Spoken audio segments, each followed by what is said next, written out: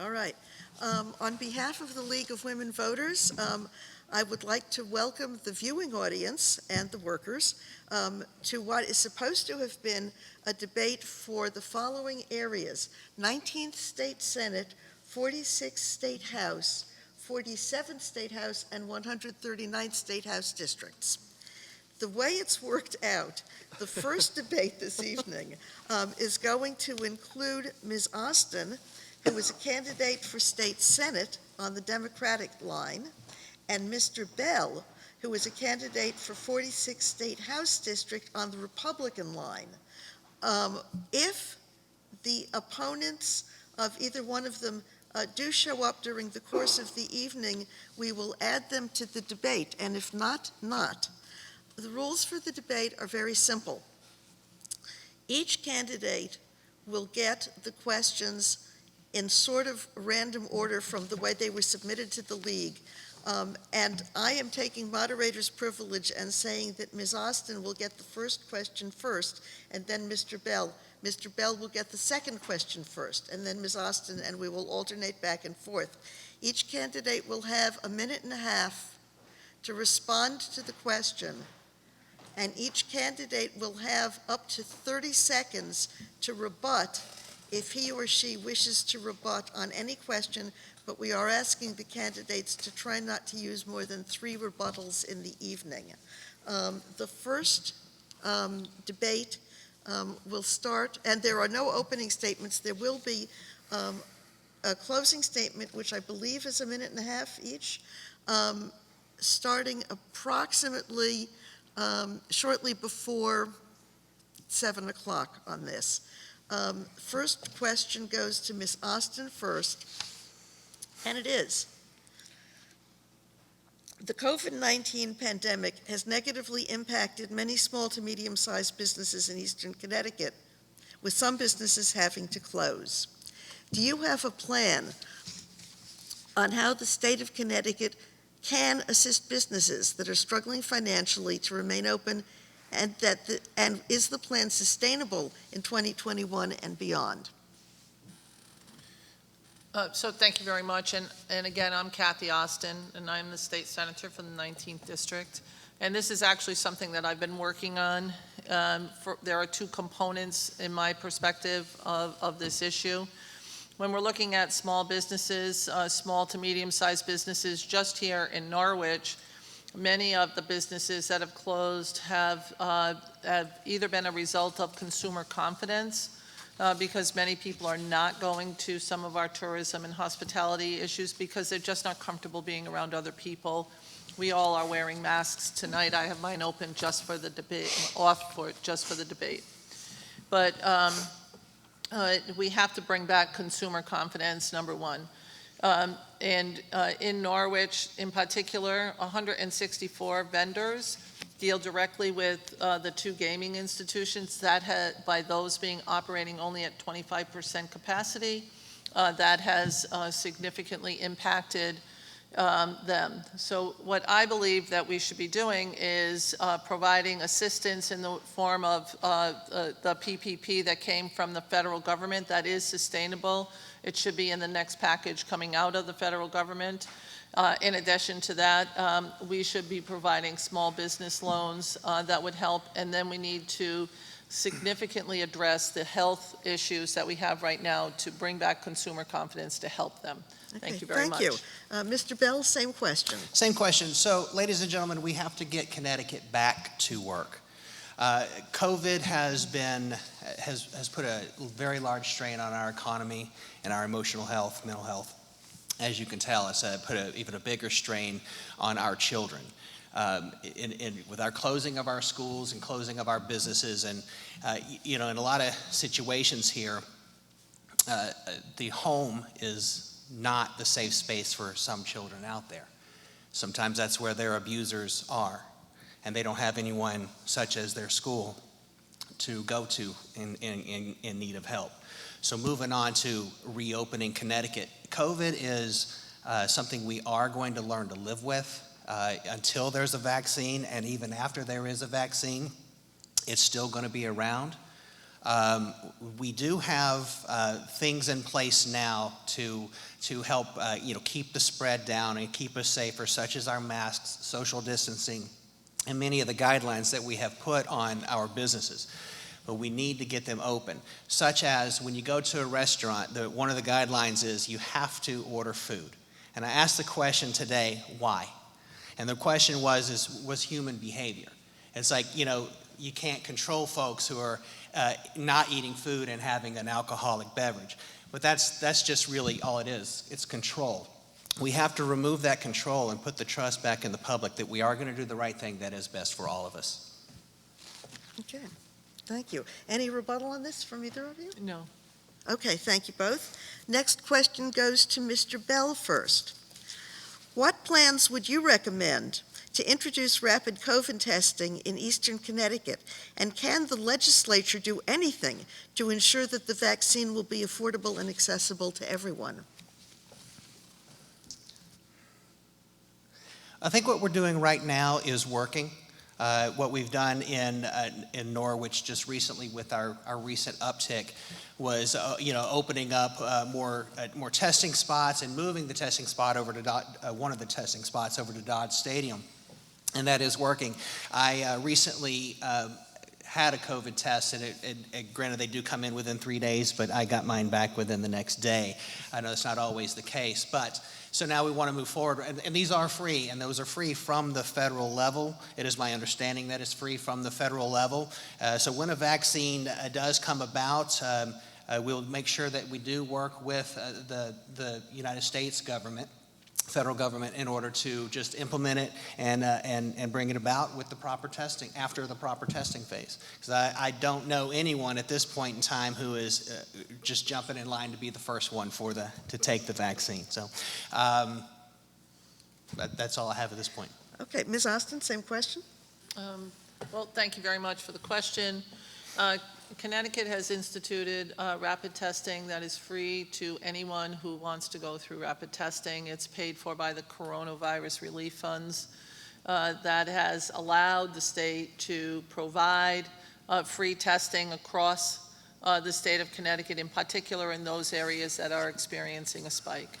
That is important for us to have the testing. In regards to the second part of the question, which is around what are we going to do to make the vaccine available across the state?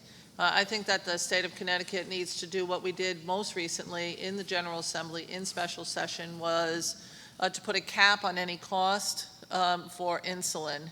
And by doing that, it made insulin much more affordable to people who were choosing between insulin or food or insulin or rent or mortgage payments.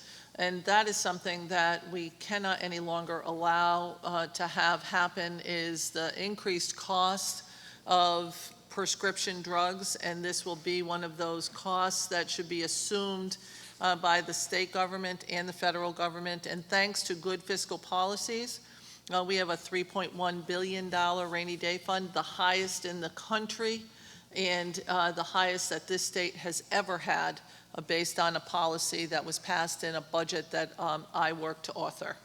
Thank you. Okay, thank you. That's time. Any rebuttal on this? Yes, just a quick one. I do agree with Senator Osten that we should work to keep the costs down. We definitely, bipartisanly, will work together on that. However, I do want to note that I will work to maintain the religious exemption to where, look, I believe in vaccinations. I'm vaccinated. My child is vaccinated. But I do not believe the government has the right to force that vaccination upon you. Okay, anything further, Ms. Osten? I don't think that we talked about forced vaccinations. Okay.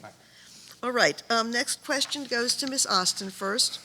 In 2019, the Connecticut legislature passed Public Act 1912 with overwhelming bipartisan support. The law requires school districts to offer an optional course on Black and Latino studies at the high school level. What are your thoughts on making this course mandatory and to expand it to be offered to all grades as opposed to just high school? Actually, I think that it was almost unanimous. I think in the Senate, it was unanimous. In the House, probably had a 2 or 3 no votes. I have no problem with us requiring this course to be mandatory in all grade levels. I think it's important for us to understand our history. But I fought for a change in that bill, which would include studies on Native Americans, which in this part of the state is very important. We have 2 federally recognized tribes, and we have a state-recognized tribe in eastern Connecticut, the Mashantuckets, the Mohegans, and the Eastern Pequots.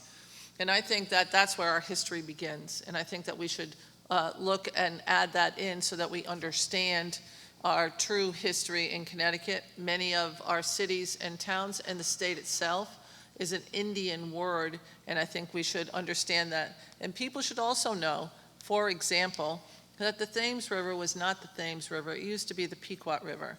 It was the Pequot River until we committed a genocide and assault on the Pequots and essentially wiped out the tribes. It was the Pequots, the Mashantucket Pequots. That was a devastating event to them, and I think we should recognize our history and teach all of our history. Thank you. Okay. Same question, Mr. Bell? I apologize. Could you repeat that question? Yes, briefly? absolutely. In 2019, the Connecticut legislature passed Public Act 1912 with overwhelming bipartisan support. The law requires school districts to offer an optional course on Black and Latino studies at the high school level. What are your thoughts on making this course mandatory and to expand it to be offered to all grades as opposed to just high school?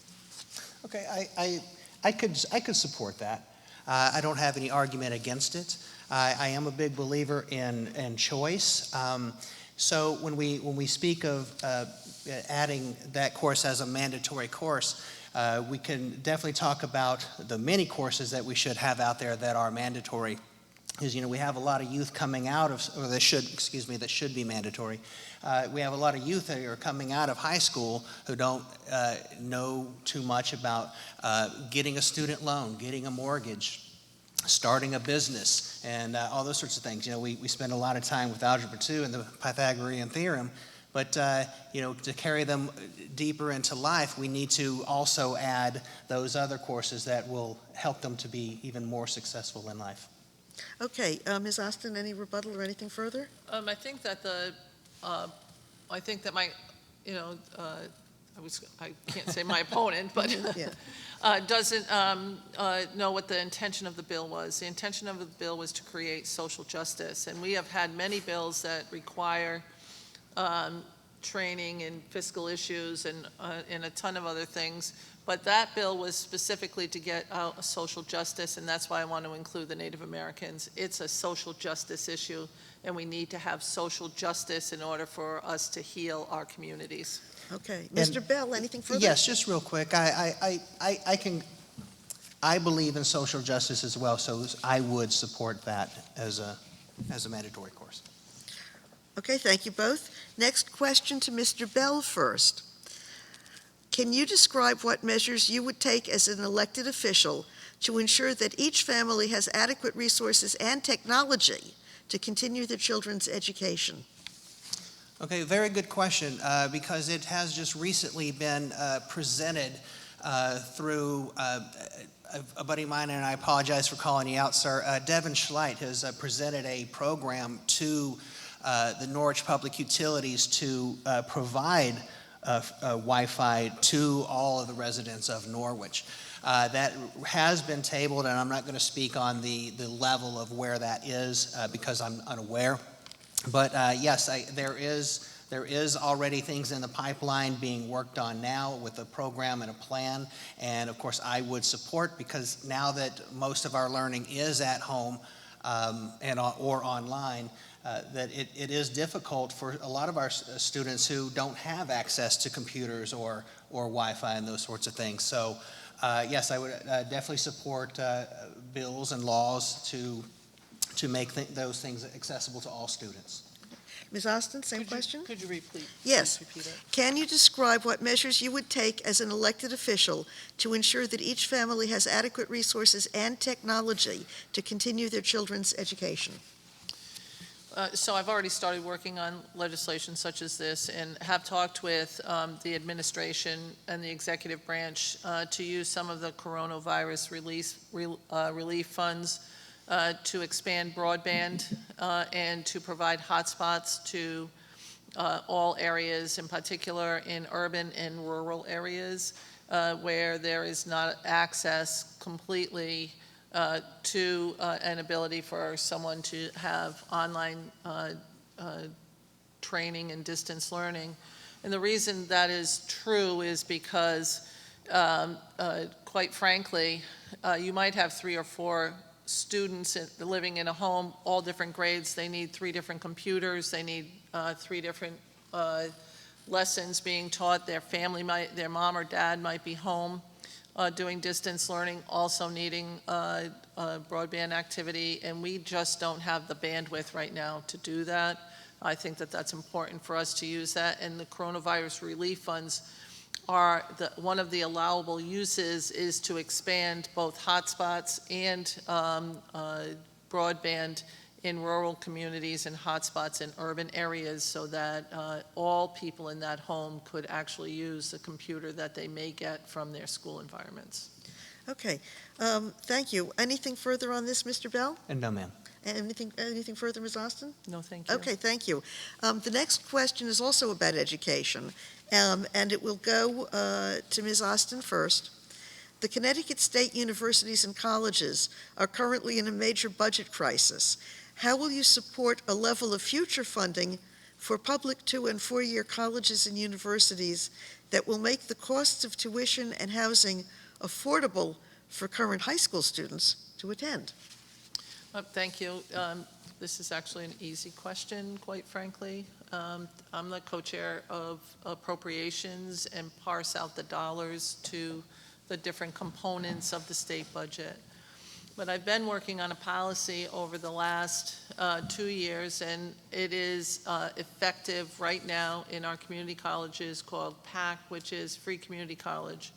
And what that is it's requiring students to apply for grants from the federal government, and that helps cover the cost of theirs. Plus, we put the dollars in that came out of the DALIO funds, and DALIO funds were designed to be used in colleges, and the DALIOs wanted a match from the state government, and the match dollars have not been used in their entirety. It would allow us to have $6 million to continue with free community college for all students who are going to a community college, which makes it very affordable and allows you to use your dollars to maintain your lifestyle and allow you to have a place to live and buy food rather than pay for community colleges. We do need to do some work for the state universities, and I believe that the coronavirus relief fund should be used to offset the balance of the need in both the state universities and the community colleges. Okay, thank you. Mr. Bell, same question? Thank you. So an idea that has been floating around with me and some colleagues is a voucher program. I know that some of the complaints with that you hear about systemic racism is like the lack of school choice, having to go to the school that is in your neighborhood or in your district, in your area. It is my understanding, you can fact check them, I might be right around right, that we're spending on average about $22,500. Mrs. Osten, excuse me, Senator Osten will probably correct me on that. $22,500 per student per year to educate them. And if we did something along the lines of a $20,000 voucher to each student where their parents can choose which school to send them to. Lebanon Middle School is currently $13,000 per year, so let's use that as an example. You use $2,000 of your voucher, so now you're at $15,000 for your transportation to get to and from school over to Lebanon if you're a Norwich student. And then at the end of your tenure, you've graduated high school. After whatever's left over in your voucher could then roll over into a Connecticut State College to be used as well. And that could make things affordable, such as housing. You can move that on. Thank you. All right. Any rebuttal? I think I have to answer first, right? On this one, well, we can. This is just on the money for state colleges and universities. okay. So if All you right. want to rebut or Nope. extend, Oh, no. Okay, anything further, Mr. Bell? All right. No, ma'am. Okay, this one, Mr. Bell will go first, and I hope I've got this question right. In 2014, there was a statewide referendum called the Connecticut Early Voting Amendment to allow for early voting, and it did not pass. As a result of COVID-19 and its impact on in-person voting, do you think that this legislature should re-examine this decision and submit or resubmit a similar ballot referendum to the public? Sure. I believe we should all go to the polls. I think it is safe enough for us to actually go to the polls. However, I am a firm believer in your freedom of choice and just for your own safety. If you don't feel it's safe for you, that you should have the opportunity and the ability to do an absentee or early voting. I do support all of that, and any way that you can, because every American has a right to vote, and there should be no obstacles in their way to keep them from doing that. Okay, Ms. Osten, same question? So I think the question is, should the legislature readdress the issue? And I believe the answer to that is yes. And we had an initiative in the last legislative session to put that out to the voters in Connecticut, and it was defeated in the Senate on a partisan vote. We needed 2/3 of the Senate to allow it to go on this current ballot, and it was voted for by the Democrats and against by the Republicans. It was unfortunate because then we ended up with a pandemic, which is requiring us to offer absentee ballots, with the reason being COVID-related. I firmly believe in expanding voting as much as we can. I think that the more people vote, the better the democracy is. Okay, anything further on this? No, thank you. Okay, thank you both. Next question is, many of these questions are COVID-related. It will go to Ms. Osten. Arts and cultural businesses, including individual artists, are some of the hardest hit by the pandemic, with most venues still closed or unable to reopen. If elected, what will you do to support the arts and culture industry and businesses in this region? So I've already started to do this. I met with the theaters, and I brought them in together with the Commissioner of the Department of Economic and Community Development, DECD, and the Office of Policy and Management, Secretary, OPM, David Lehman, and Melissa McCaw. As a result of that meeting, we were able to parse out some real dollars to theaters to allow them to at least meet current needs and make sure that they were paying the bills that they needed to just stay afloat. Even if a theater is not being used, quite frankly, they still have to pay bills. They still have to pay bills for heat and electricity. You can't just close down a building without winterizing it, and that's not something that they had the funds to do. So I've already started that with the coronavirus relief funds to be able to support the theaters and the arts, and there's been a $9 million grant that has helped out the theaters right now, and I'll be working with Connecticut Humanities to do the same thing for other organizations revolving around culture and arts. Okay, Mr. Bell, the same question? So I am doing this myself. Granted, at this moment, at least until November 3rd, I am not an elected official. But I do, spend a good amount of my own money at, art from the Enzo Studio, the gallery at the Warregan, Stark Arts, and, I've made donations myself as well. So just moving forward from that, yes, I do. I definitely am in support of the arts and will support grants to help keep our local artists here afloat and, keeping their vision and their art alive, because through their vision and through their art is really where we do come together as a community, and where we learn more about each other's culture and each other's art and just our own persona. So we have to make sure that they are protected and they are helped as much as we possibly can. Okay, anything further? Any rebuttal or extension? No, thank you. All right, thank you. Next question. Yeah. Since many families, and this one goes to Mr. Bell first, since many families have experienced job loss and therefore loss of their health insurance, what is your plan to ensure that community-based health centers remain affordable? And there's a follow-up to that. Is there anything the legislature can do to help these families gain access to affordable insurance?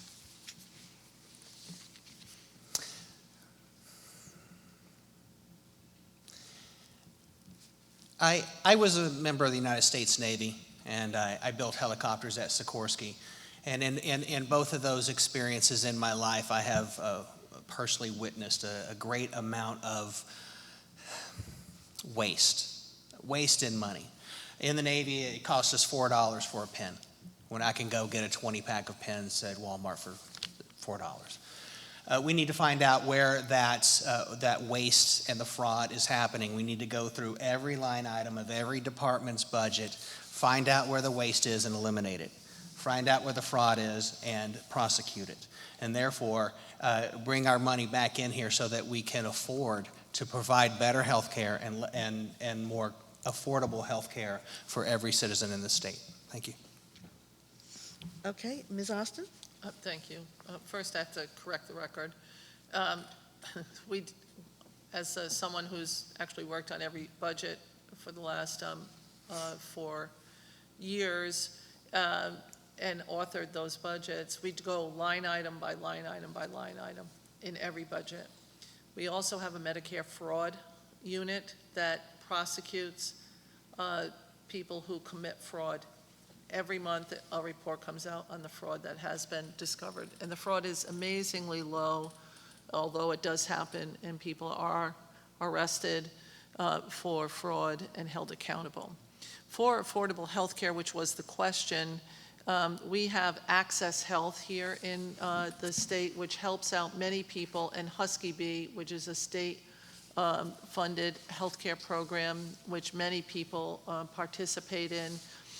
We have a lot of work to do with healthcare, but these are 2 state of Connecticut policies which have helped people out get affordable healthcare to make sure that all people, young and old, children, are covered under a healthcare system. We do have a problem in this area where 2 of our largest businesses laid people off and they no longer have healthcare. As a result of that, we had Access Health come down to this area and work with people to make sure that they could get an affordable health care policy.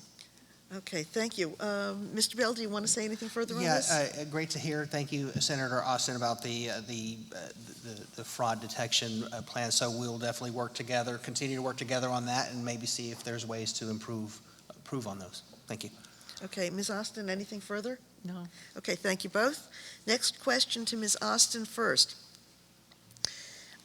Due to the COVID-19 pandemic, essential departments and agencies such as housing, health services, including mental health, job training, and education are some of the hardest hit as a result of funding reductions. What legislation will you propose or support in order to assist these departments and agencies in providing the critical services that are essential to individuals and families in Eastern Connecticut? So that encompasses, thank you very much for the question, that encompasses many different agencies, and we have put some real dollars into helping support these agencies. So for job training, there have been no cuts on job training. The manufacturing pipeline, which is not only here in Eastern Connecticut for people out of work, but also for students to participate in so that they could go from high school to the shop room floor. There have been additional dollars put in that each and every year. As a matter of fact, I put $50 million in the budget 2 years ago, which has not all been used, and it is appropriated out each year to encourage and to expand job training programs for young people and those out of work that are looking to change their careers. And that's what happens when we open up the American Job Centers. Right now, those programs can be taken online, but we need to expand it to in-person so that people can take those programs. Those are already dollars that are there. The Department of Housing got a grant to help people pay for mortgages and rent for people who, because of COVID, are unable, because they lost their job as a result of COVID, are unable to pay those, and that is starting to help people pay those real dollars. And every week, every Friday, I meet with the department heads in Norwich to find out where the exact needs are in the city of Norwich and continue with those. Thank you. Okay, thank you. Mr. Bell, same question? Yes, I will definitely support legislature to assist these housing programs so that they get maybe a little increase in funding, at least just for a little bit of backlash that happens from COVID, because I am expecting an increase in some homelessness and issues. As a matter of fact, I've recently recognized personally an increase in our downtown area of homelessness. Folks are sleeping in the parking garages. On top of that, other than just giving some funding out there just to help with the housing, Senator Osten had brought up, and I agree, that we need to focus as well on job training, because we can't just house people. We also have to teach them. We have to make them employable, or help them become employable, so that they can get up on their own feet and start feeding themselves, working for themselves, and have that pride in themselves, so that they can move on out of the system and be able to just fend for themselves. So that is a very big aspect of this that we need to move forward with, is not just in increasing our our housing budget, such as for Reliance Health, et cetera, or TVCCA. We need to educate and help people get up on their own feet as well. Okay, thank you. Anything further on that, Ms. Austin? No, thank you. All right. And nothing further, Mr. Bell? No, Okay. thank you. Next question goes to Mr. Bell first. Would you support efforts to mitigate the effects of climate change in southeastern Connecticut?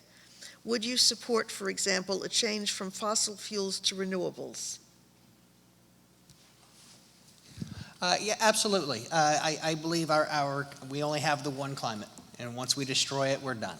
All right, so I will support measures that will help us back off of fossil fuels a little bit, such as solar. However, we do have an issue here in Norwich, in this city, with solar. Our public utility company does not support us having solar. So we need to work with our utility company so that we can actually make that effort more easily attainable, at least on this end of the state. So absolutely, and thank you. Okay, Ms. Austin, same question? So this is a complicated question, and I always hear that people want to support renewables, which I think is an important initiative. But most of this election has been revolving around the costs of renewables. Quite frankly, when we in Connecticut have some of the highest utility rates. We have some of the highest utility rates because of ISO. It's very complicated, and I would be doing an injustice to explain it all. But when the wind initiative finally happens in New London, the cost of electricity in Connecticut will rise. It will rise because the cost of renewables right now are more expensive than the cost of natural gas and fossil fuels.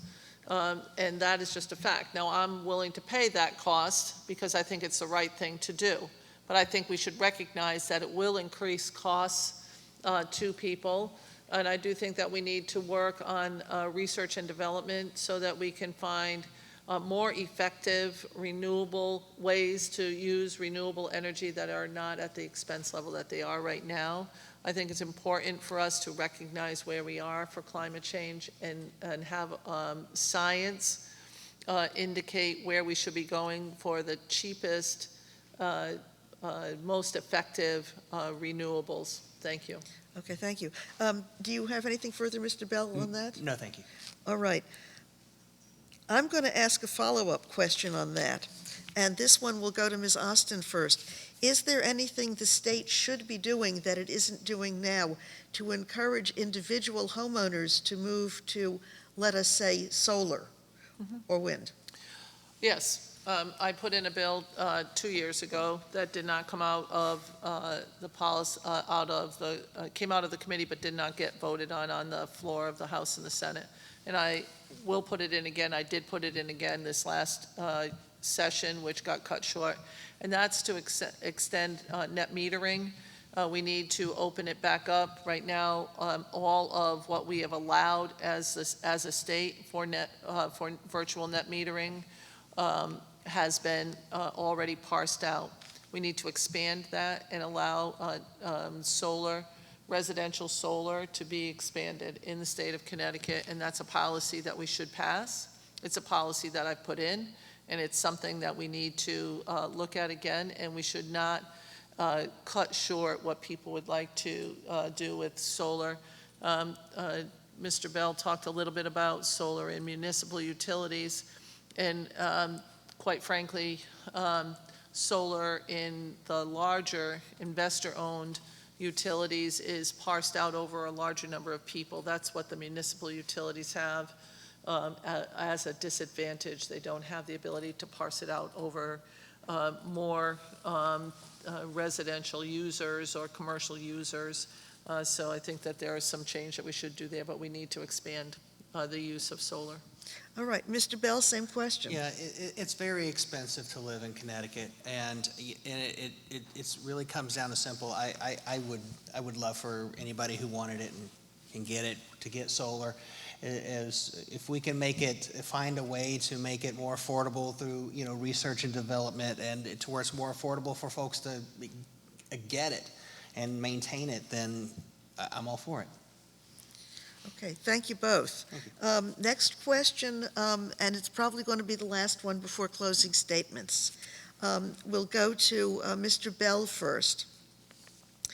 How can or should the state support the public school districts to ensure that hybrid models or in-person school models are carried out safely during the pandemic? Well, I think the steps that we're taking now seem to be working with our superintendent temporarily closing the schools, doing online learning. When we recently had an uptick is a matter that is happening to keep our children safe and our education system safe. And slowly working back into it. We don't know enough about COVID, and what we're doing now, it seems to be working.